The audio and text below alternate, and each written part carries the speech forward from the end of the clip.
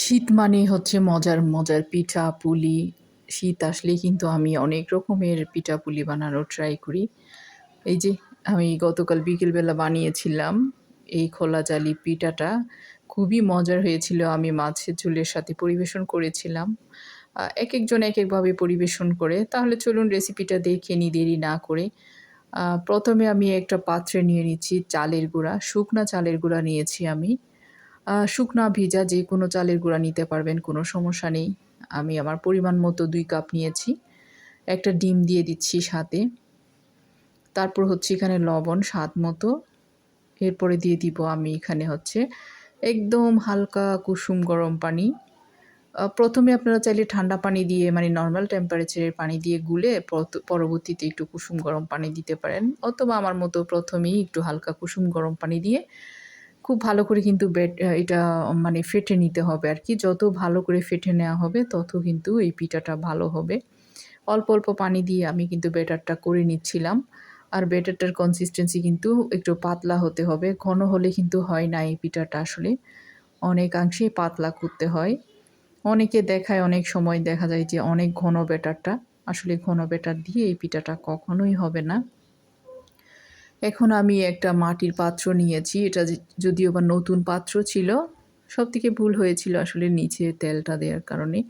তেল দেয়াতে হচ্ছে আমার পিঠাটা নিচে আর মানে ভালোভাবে সেট হয়নি। উঠে যাচ্ছিল আরকি। জাস্ট এটা একটা টিপস আরকি আপনারাও ফলো করবেন। হয়তো উপকৃত হবেন অনেকে। এভাবে করে দিয়ে দিচ্ছিলাম। আর দেখেন ব্যাটারটা ঘন হওয়াতে আমার পিঠাটা কিন্তু পারফেক্ট হয়নি। আর হচ্ছে এটা মাটির পাত্রে যেহেতু নতুন তাই মানে পিঠাটা এত সহজে হয়নি আরকি। ১ম পিঠাটা এরকম হয়েছিল। এখন আমি মাটির পাত্রটা সরিয়ে ফেলবো। এটা আরও একটু কিছু পুরানো হলে ব্যবহার করতে, করতে তখন ভালোভাবে হবে। আর এই ফ্রাইং প্যানে কিন্তু খুব সুন্দর করে পিঠাগুলা হয়ে যাবে।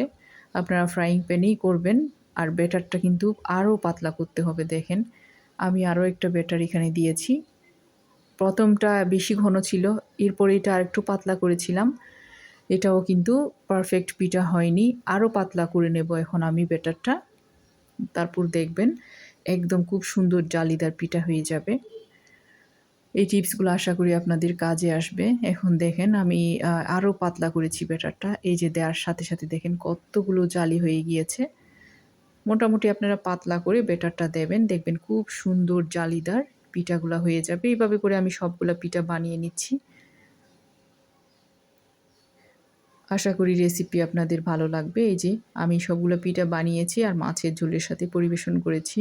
অনেকে ভর্তা কিংবা মাংস বিভিন্ন কিছু দিয়ে সার্ভ করে যার যেভাবে খুশি সেভাবে করতে পারেন। এমনিও খেতে পারেন, চা দিয়েও খেতে পারেন।